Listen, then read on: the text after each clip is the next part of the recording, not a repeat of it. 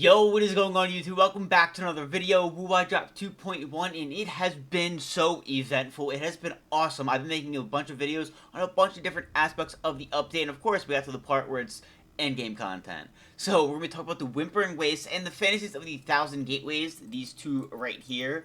Fantasies of the 1,000 Gateways, I'm not sure it counts as endgame content, but we're going to be going over it. It is the, weekly refresh of a challenge that we get rewards for. So, honestly, we're going to be getting into both of them. I'm really, really excited. I'm glad that they added both. Both have been great additions to 2.1. Some good things and some constructive things we're going to be talking about with them. But one thing we got to remember before we jump right in is that Wuthering Waves is a phenomenal development team behind it. They are great. They are actively searching for feedback. They talked about how they don't just look at the surveys, but every day they look on social media and a bunch of other platforms to see what people are talking about, their players are talking about, to, help improve the game. So that's why videos like these are really important. But also hearing from you guys is really important. So let me know in the comments down below. What do you like? What do you don't like? And what would you personally change or add to these two game modes to make them better, to make them more enjoyable? I have a feeling that, these are good starts, but I have a feeling that we're going to be seeing changes to these two over the next couple of patches. Alright, so the first thing we're going to be kind of going over is the live stream itself. I mean, I feel like they really dropped the ball at the live stream. There was certain aspects that you talked way too much about, other aspects that you didn't talk about enough, and then some things you didn't even put in the live stream. Like the new elemental mechanics that are going to be coming to the game. Like we have already with Spectrofrazzle, but now with the other elements.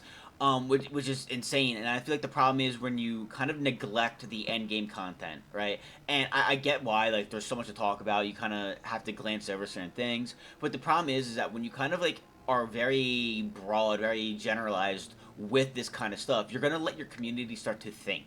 And that is dangerous with the gacha community, because the gacha community actually comes up with a lot of phenomenal ideas. You know what I mean? We play a lot of gacha games. We love these games. So naturally, we think of great things to add to these games to make them better. Why? That's why it's, like, so frustrating. Because you think of something that's awesome, that's very simple, that a game can, like, implement, and it'll just change the whole thing, make it so much better, but they don't do it, which is what frustrates the community, right? So when you talk about an endgame content that you're introducing, and you're like, all right, here's what we're going to do, but you're very broad about it, is that the community's going to sit there and think of what they're going to start having these ideas of what they think it's going to be, and whenever they do that, they're going to come up with ideas that are going to be much better than what it actually is, right? And that's a problem. You can't let the community just go like that and just kind of like have these ideas, because they're always going to be disappointed. And I feel like we definitely had that with Whimpering Wastes. I saw a bunch of videos start to come out where people were then like, oh, here's what I think it's going to be. It's going to be awesome. It's going to be this, and that. And it's like, and it's not. You know what I mean? And that is, yeah, I feel like a lot of people are disappointed with Whimpering Waste because of that. So I feel like when you drop stuff like this in the future, you gotta be more conscious of, you gotta set in stone, like, okay, here's what it is, and then you don't have to, like, give, like, its details. I mean, we can just hop in the game and figure that out, but you gotta be more clear on it. I myself was asking a lot of questions of, like, hey, is this permanent? Is this like the holograms, where once you complete it, it's done? Like, there's no more rewards to collect? Or is it going to be like the Tower of Adversity, where part of it is going to be set in stone, where once it's done, and then another part is going to reset? Like, they really gave us nothing when it came to this, which is why it kind of created a mess. I even saw some creators being like, oh yeah, I heard that this is going to be like the greatest thing that's ever came out. It's going to be the endgame content that ends endgame content. And someone's like, yo, like, where'd you see that? And they're like, oh, well, it's new, so it's gotta be, right? They even kind of caught themselves where it's like, yo, wait, I'm actually kind of getting ahead of myself, which, like, it makes sense. We get excited about the stuff, we love this stuff, so it happens. So I feel like that's more so on the devs and not the community of, like, yo, you gotta be more conscious of that, because it's gonna cause problems. With that being said, I actually do like this endgame content. I like this game mode. I think it's awesome, and I do think it can be built upon and built a little bit better. Now, what I really like about it is that it gives love to the AoE characters. One thing I've always kind of asked myself is, like, what's the point of AoE characters? Whenever you have endgame content, but also even just stuff like world bosses and weekly bosses, that's really heavy into the single target. You know what I mean? So it's like, well, where's the love for the AoE? You're dropping this character, why should I get it? Right? They're not going to help me with the world bosses, with the weekly bosses, they're not going to help me with Tower Adversity. Anything that has to deal with, a group of mobs, they're always weak enough where built 4-star characters can take care of it. So why am I going to spend, you know, my precious astrites, my precious wishes on that character that's not going to be a huge impact? Now, of course, you know, I've gone and done that anyways, you know what I mean? You know, case in point. Um, but it really kind of like they didn't have a place to shine. And with this new endgame content, I feel like it has a place to shine. I feel like all the Gian users, he's gonna be a beast here. You know, Jinchi, even Phoebe, Camellia, they have a place to shine now where they can be very, very strong. Now, some of those characters can be really good in the Tower of Adversity, but this is a place where they really excel, where other characters are gonna be struggling. So for that reason, I really like that. I really like how we can end game content or game mode that single target characters. One that's AoE. One that doesn't even have to do with combat at all. You know, when you start tapping on all these different aspects of the game, I feel like it makes the game a lot more balanced and a lot more fun. So I really enjoy this for that reason, and I hope they keep building upon it. And yeah, again, it's really enjoyable. Camellia has been eating up in this game mode, so I've been loving it from that aspect. Now, one of the things that I gotta say I wish that they will change, and I think that they will, because I saw other people complain about it as well, is I hope that the fighting area that we are in, first of all, looks awesome, but I hope it is going to be smaller. There's a lot of times where I'm fighting a wave, and then, you know, I turn around and there's 2 or 3, you know, that ended up kind of like running away. And it's like, oh, you know, this messes up my time. Now I have to like reset the combo or the rotation, kind of take them out, and then it's like, all right, now we gotta go back, and it's like, it's a whole mess, and it definitely affects your time, and when you're trying to kill these waves as fast as possible, that's annoying. That's obnoxious trying to deal around their, I don't even know how to say it, because it's not like their attack patterns, it's just their stupidity. So that is annoying, and I have seen other people complain about it. I definitely think that that's something that's going to be fixed, whether if they're going to make it so they can't run away as much, or they're going to make the arena that we fight in a bit smaller. Now, something I didn't see people talk about is towards the later waves, when you're not, like, when you're in the beginning, you have a bunch of small mobs that you're facing, right? And you take out that wave, and then the new wave spawns in, and that's where people have a problem where a couple of them kind of run away, you have to go find them, take them out, and then the new wave comes in. But towards the end, though, you have larger mobs, like medium-sized, per se. You know, the rock guys with the shields. 3 of them will spawn in, for example, and let's say I get them all in one spot, start interrupting them, comboing them, and then one of them dies, and then another one dies. Well, then 1 or 2 more are going to spawn in as I'm still fighting. Now, the problem where that becomes really annoying is because they're at 2 stages of their, like, attack patterns, you know what I mean? So I have, like, the one group interrupted with Camellia, where she's just hitting them and they can't do anything, they're getting knocked back, and then someone spawns in and then just smacks me out of midair, and it's like, whoa, dude, what the hell? You know what I mean? I don't mind that, but I would love a little bit of consistency with that, you know what I mean? Either make it so we're taking on waves at a time, you have to clear a wave until you get to the next one, or make it so it's a continuous onslaught of enemies, where they're just continuously spawning in. Once you kill something, another thing takes its place, you know what I mean? We have that continuous flow of mobs. So I like a little bit of consistency with that. They kind of randomly kind of throw that in of, like, when it comes to, you know, certain waves and then just replacement. I don't know. I felt like that was kind of annoying at times, because sometimes it was a surprise where I'm like, I didn't expect a new mob to be in, and then bang, I get hit in the back, and it's like, alright, well, this is annoying. So those 2 things I would love to get fixed. With that being said, you know, say a little positive. I do think that the roids are really nice, and I do think that this is a lot of fun. So I have been enjoying it. Even if that doesn't get fixed, I think I'd still enjoy it. I still look forward to it every month, because it is a monthly reset. But it definitely would be something that's like, it's obnoxious. So I think that a lot of people do hate it, and it does piss them off. So I do think it will get fixed, and I'm looking forward to it getting fixed. That'd be really, really awesome. And yeah, I trust them. I mean, they never let us down yet. You know what I mean? They always just listen to feedback and kind of are on top of that. So I'm looking forward to seeing what else they also help replace and help optimize us, because I do know that they are going to go far and beyond what people are saying, what players are saying, and they're going to be looking for ways to just make this better in general. Now, one thing I do think would be kind of cool is, let's hop into this, is that I think if the tokens could be a little bit better. Now, this could be a bad take, because this is just from my personal point of view. I know a lot of people just like to play gacha games just to get what they need to get done and then just dip, right? They have too many that they're playing, they don't want to spend time in the game. And let's be honest, that sounds kind of crazy. Like, it's a video game, why don't we want to spend time in the game? But then you start to think about the community and certain players, and you're like, oh yeah, that's true. A lot of players just want to kind of hop on, just get their stuff done as fast as humanly possible, and really just kind of play the games to wish. That's why they like skip buttons. That's why they like like min-maxing dailies, stuff like that. So this is why that could be kind of a bad take, because this is going to be more of the grindier side. I think tokens, you know, first of all, more of them, the better. You know what I mean? I think that'd be a lot of fun. I think making them more fun would be kind of cool too. Like, these are kind of just increasing damage, so you can just do more. I think having tokens that give you like an extra ability to like help with CC or stuff like that would be really cool as well. Maybe you press it, it's like boom, a nuke. That'd be kind of cool. um you know, something of that, or like a shockwave, you know, something like that. A stun, you press it and a wave of stun and everything's frozen for a couple of seconds. Stuff like that would be really, really cool. Also, I think if, you know, you can maybe do like a new wave of tokens each month. Each reset is gonna be a whole new wave, and they can be locked by challenges. I think that would be really cool. Instead of completing a wave and getting like, oh, these two, you have to go in and like, okay, you want something that's gonna increase your ult, right? Increase either the radius or the damage of it. Well, I think in order to get that, you need to do 6 ults in a run. You know what I mean? And then it's unlocked, kind of like the OG calling cards from Call of Duty. If you do a certain thing, you then get it.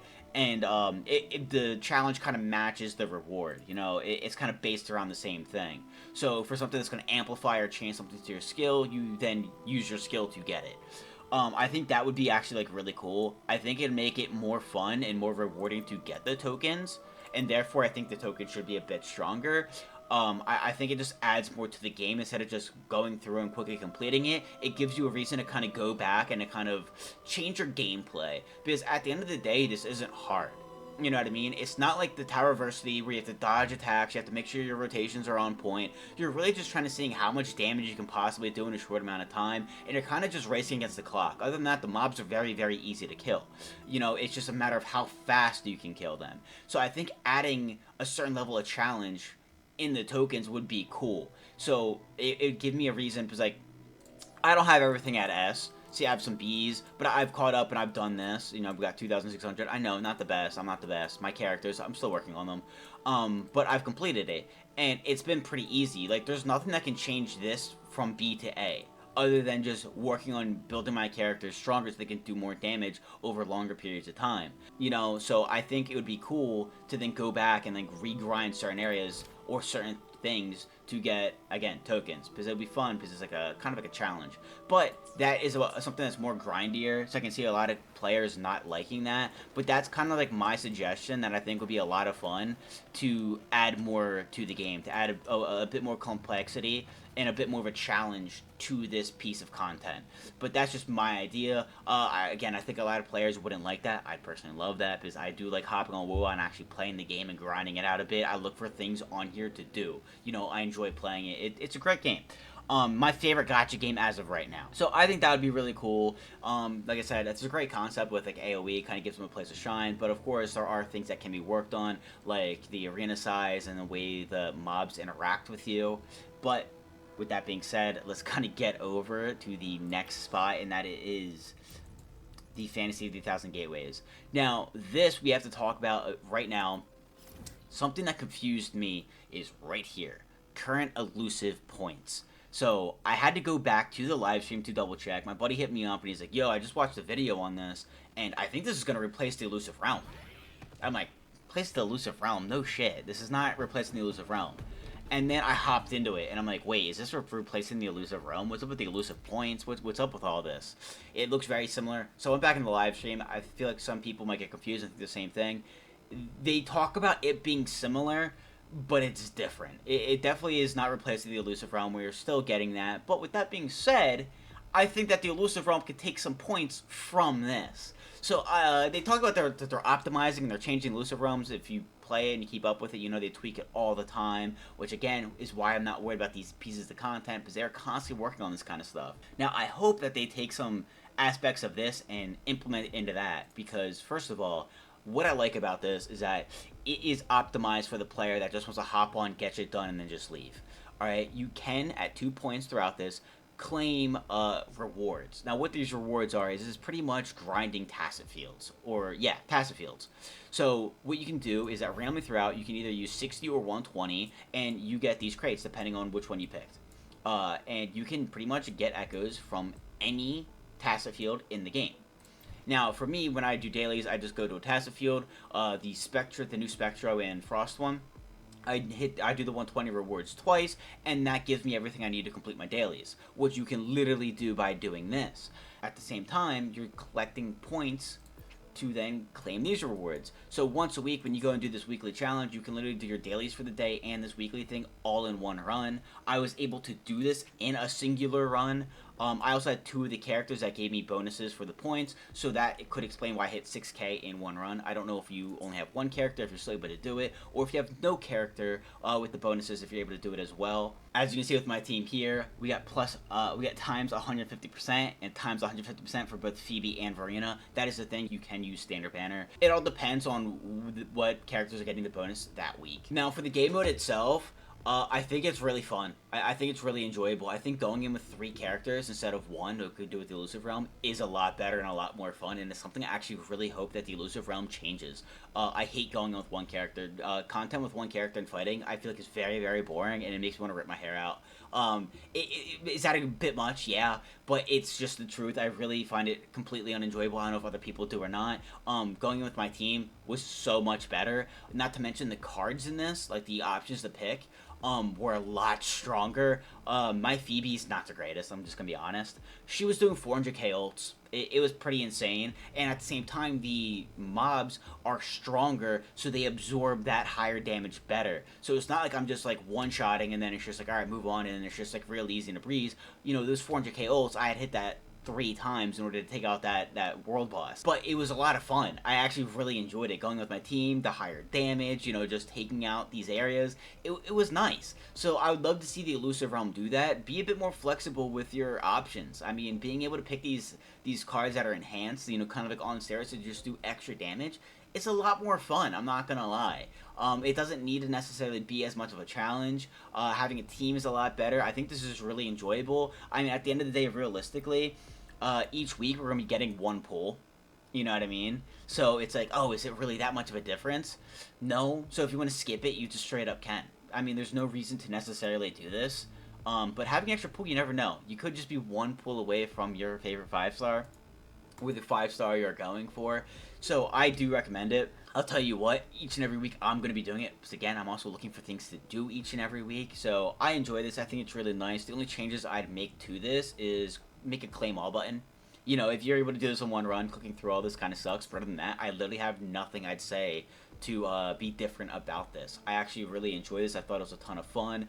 It was kind of too similar to the Illusive Realm. You could say it could have some changes to have its own identity, but it being in tandem or kind of like adjacent to the Illusive Realm is pretty cool. And again, I think it did the Illusive Realm, but just better. I think it's just a lot more fun. It's really easy and simple to do, and for something that resets every week, I mean, 1 pull, you can't complain. I kind of knew it was going to have low rewards, but it's still something extra, and I feel like that little extra will kind of, hopefully help us, you know, get a little lucky. You know, maybe the pull we need. You know, each month we're going to have an extra 4, you know what I mean? I mean, it'll work. It'll work. You never know. It adds up. So, yeah, I mean, the rewards are what they are, considering how fast it resets, but I'm enjoying it. I think it's a lot of fun, and I think it's something nice. You know, it kind of gives us something extra to do, so I think it's a dub. Listen, I think the endgame content that they added in, I'm really enjoying it. I'm really enjoying or looking forward to what they're going to do with it in the future, because I know that this isn't it. You know what I mean? This isn't finalized. This isn't the last we're going to see of their changes. So I'm really excited to see in the next patch or 2 the changes being made. Maybe we're going to get more rewards. Maybe they're going to have more interaction with it for us. Maybe they're just going to optimize it to just be a bit more fun. Either way, I'm looking forward to it. I hope you guys are enjoying it. I'm really interested to see if you guys are enjoying it. I saw some people that are loving it, some people that are hating it. So let me know in the comments down below. What do you like about these 2? What do you hate about these 2? And what would you do to these 2 game modes to make them better? Either to make them more fun, or to just make them more interesting, or just easier. You know what I mean? Sometimes with gacha games, things can be a little overcomplicated. So how would you make these better? But anyways, I hope you guys enjoyed. I hope you guys are loving 2.1. I know for sure I am. But that is it. Hope you guys have a great rest of your day, and peace.